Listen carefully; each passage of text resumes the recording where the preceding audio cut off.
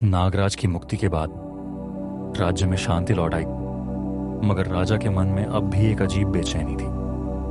हर रात उसे महसूस होता कि कोई रहस्यमयी शक्ति उसकी आत्मा को टटोल रही है। एक सुबह मुख्य पुजारी महल आए। उनकी आंखों में चिंता थी। राजा ने पूछा, क्या सब ठीक है आचार्य?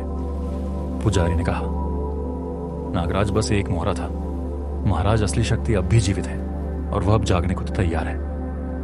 राजा हैरान था। क्या आप जानते हैं वो कौन है? पुजारी बोले, उसकी पहचान तो नहीं, लेकिन कल पूर्णिमा की रात मैं उसकी खोज में निकलूंगा। अगली रात पुजारी अकेले जंगल की ओर निकल पड़े। राजा ने पहरेदार भेजे, मगर पुजारी ऐसे गायब हुए जैसे वो कभी थे ही नहीं। अगली सुबह महल में कोहराम मच गया। एक सेवक घबराया हुआ भागता आया।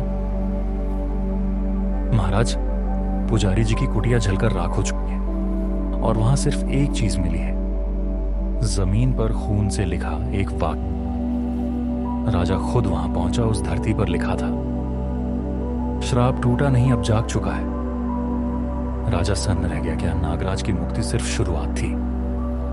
उसी रात महल के पश्चिमी द्वार पर पहरेदारों ने देखा, काली धुंध आकाश से नीचे उतर रही। हवा थम गई थी। पेड़ तक हिलना बंद कर चुके थे और उस धुंध के बीच से निकला एक रहस्यमयी नकाबपोश योद्धा। उसकी आंखें अंगारों जैसी जल रही, शरीर पर काला कवच, हाथ में एक चमकता हुआ शस्त्र। वो कुछ नहीं बोला, सिर्फ चुपचाप खड़ा रहा। लेकिन उसकी मौजूदगी से ही जमीन कांप उठी। राजा छत पर खड़ा सब देख रहा था। उसके होठों से सिर्फ एक शब्द निकला, अब असली युद्ध शुरू हुआ है।